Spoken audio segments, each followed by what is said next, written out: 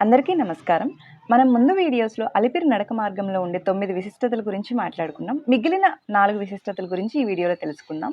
యాక్చువల్‌గా ఏంటంటే, ముందు వీడియో ఎవరైనా చూడకపోతే లింక్ అనేది డిస్క్రిప్షన్‌లో ఇస్తున్నాను. తప్పకుండా చూడండి. అండ్ ఈ వీడియో ఎండ్ వరకు చూడండి స్కిప్ చేయకుండా. మీకు చాలా యూజ్‌ఫుల్ ఇన్ఫర్మేషన్ అనేదైతే ఉంటుంది. ఎవరైతే మా ఛానెల్‌ని సబ్స్క్రైబ్ చేయకుండా ఉంటారో, సబ్స్క్రైబ్ చేసి పక్కనే ఉన్న గంట సింబల్‌ని కొట్టండి. సో, మేము ఏ వీడియో పోస్ట్ చేసినా కూడా మీకు వెంటనే అవైలబుల్‌లో ఉంటుందన్నమాట.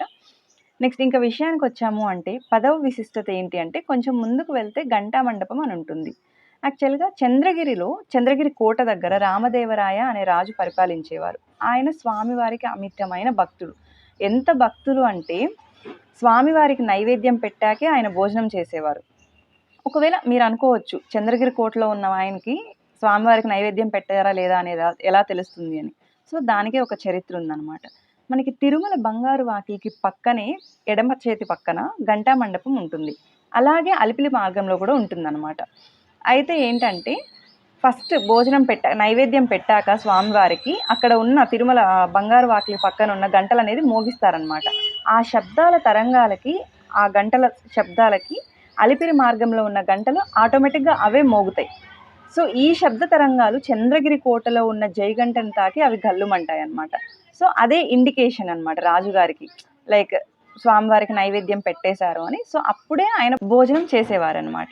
అయితే ఈ ఘంటా మండపాన్ని రఘునాథ అనే రాజు, తంజావూరు రాజు అతను, రామదేవరాయల వారికి బహుమానంగా, స్నేహానికి గుర్తుగా ఇస్తారు. ఇప్పటికి కూడా మనము ఆ ఘంటా మండపం దగ్గర నుండి చంద్రగిరి కోటను చూడొచ్చు. అసలు ఎంత గొప్పతనం కదా! నెక్స్ట్ మెయిన్ ఇంపార్టెంట్ అయిన అసలు బ్రిటిష్ వారినే వణికించిన ఒక గుడి చరిత్ర గురించి తెలుసుకుందాం. సో, ముందు ఆ చరిత్ర లోపలికి వెళ్ళే ముందు ఎవరైనా మా వీడియోని లైక్ చేయకుండా ఉంటే లైక్ చేయండి. నెక్స్ట్ మనం వీడియోని కంటిన్యూ చేద్దాం. అయితే ఏంటి అంటే, కొద్దిగా ముందుకు వెళ్తే ద్వారాలు లేకుండా ఒక చిన్న గుడి కనిపిస్తుంది.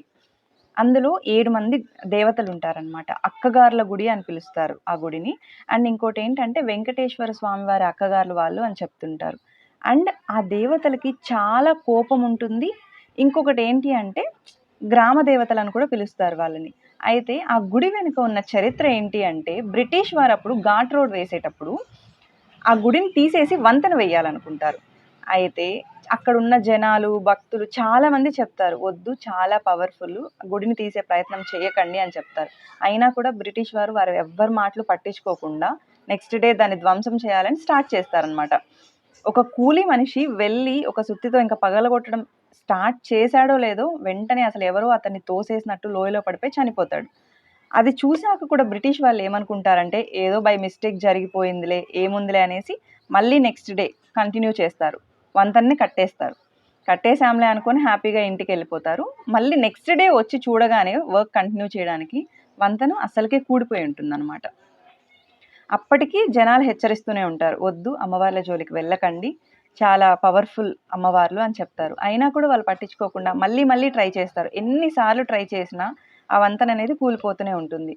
అసలు వాళ్ళకి అర్థం కాదనమాట, ఏం జరుగుతుంది? మనం ఎంత పర్ఫెక్ట్‌గా చేస్తున్నా కూడా ఎందుకు కూలిపోతుంది అనేసి. అప్పుడు కొద్దిగా నమ్మి పూజారులను అడుగుతారు, ఎందుకిలా జరుగుతుంది? దీనికి మనం ఏం చెయ్యాలి అనేసి. సో, అప్పుడు పూజారులేంటంటే, అమ్మవార్లని మనం శాంతింపచేయడానికి ఒక బలివ్వాలి. సో, కొన్ని పూజలు చేయాలి అని చెప్తారు.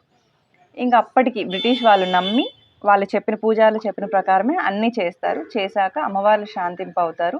అండ్ ఇంకొకటేంటంటే, అవన్నీ చేసిన తర్వాత మళ్ళీ వంతెన కడతారు. నెక్స్ట్ డేకి వంతెన కూలిపోదనమాట. మళ్ళీ ఇంక వాళ్ళు బ్రిటిష్ వాళ్ళు అమ్మవార్ల యొక్క ప్రత్యేకతని తెలుసుకొని అక్కడ గుడిని మళ్ళీ ప్రతిష్ఠిస్తారు. అంత ప్రాముఖ్యత ఉంది ఆ చిన్న గుడికి అసలు. నెక్స్ట్ మనం అలిపిరి నడక మార్గంలో ఉండే 12వ విశిష్టత గురించి మాట్లాడుకుందాం. ఇంకొంచెం ముందుకు వెళ్ళాము అంటే అక్కడ మోకాళ్ళ పర్వతం కనిపిస్తుంది. జనాలందరూ, వెళ్ళే భక్తులు అందరూ అక్కడ ఏంటంటే మోకాళ్ళతోనే మెట్లు ఎక్కుతారనమాట. అసలు ఎందుకు ఆ మోకాళ్ళతో ఎక్కుతారు? అక్కడున్న విశిష్టత ఏంటి అనేది తెలుసుకుందాం. ఏంటంటే, మనకి అలిపిరి మార్గంలో వెళ్ళేటప్పుడు లాస్ట్ కొండ మనకు కనిపించే కొండొచ్చేసి నారాయణగిరి. అక్కడున్న మండపాన్ని మనం మోకాళ్ళ మండపం అంటారు. ఫస్ట్ దాన్ని ఎవరు మోకాళ్ళతో ఎక్కారు అంటే, అక్కడున్న విగ్రహాలు అవంతా శాలిగ్రామ రాళ్ళతో ఏర్పడినవి. అండ్ శ్రీ వెంకటేశ్వర స్వామి విగ్రహం కూడా స్వయంభుగా శాలిగ్రామ రాళ్ళతో ఏర్పడినది.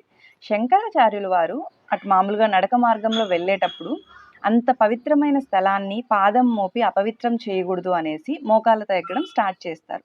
సో, ఆయనే ఫస్ట్ అక్కడ మోకాళ్ళతో ఎక్కడం ప్రారంభించారనమాట. ఆ తర్వాత నుంచి భక్తులు ఏంటంటే ఎక్కగలిగేవారు మొత్తం మెట్లంతా మోకాళ్ళతోనే ఎక్కుతారు.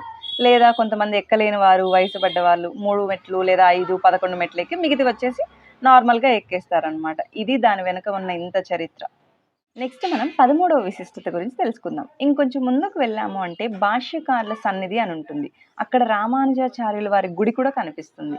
అసలేంటంటే మోకాళ్ళ పర్వతం ఎక్కిన తర్వాత ఆయన చాలా అలసిపోయి అక్కడ సేద తీరుతారనమాట. ఆయన తర్వాత ఈయన తిరుమల నంబి, అనంత తల్వార్ కూడా అక్కడికి చేరుకుంటారు. అయితే స్వామివారికి నైవేద్యంగా పెట్టిన 2 మామిడికాయల్ని రామానుజాచార్యుల వారికి ఇస్తారు. ఆయన ఆ మామిడి పండ్లను తిని ప్రసాదాన్ని స్వీకరించాక ఆ టెంకలను అక్కడే వేసేస్తారు. సో, ఆ టెంకలే ఇప్పుడు మామూలుగా మనకి మామిడికాయ వృక్షాలుగా మారి అక్కడ ఒక వనంలాగా ఏర్పడిపోయింది. సో, ఇదంతా జరగడం వల్ల అక్కడ ఆయన సేద తీరారు. అండ్ ఆయన వేసిన ఆ టెంకల వల్లే అన్ని మామిడి చెట్లు మొలిచాయి కాబట్టి దాన్ని భాష్యకారుల సన్నిధిగా ఏర్పాటు చేసి అక్కడ గుడిననేది నిర్మించారనమాట. ఇవి మన అలిపిరి నడక మార్గంలో ఉండే 13 విశిష్టతల గురించి. అండ్ నెక్స్ట్ వచ్చే వీడియోలో తిరుమల వెంకటేశ్వర స్వామి గుడికి ఎన్ని మార్గాలున్నాయి, అడవుల్లో నుంచి కానీ చాలా మార్గాలున్నాయన్నమాట మనకు తెలియనివి. సో, వాటి గురించి మాట్లాడుకుందాం. ఈ వీడియో అయితే ఇంతటితో అయిపోయింది. Thank you for watching our video.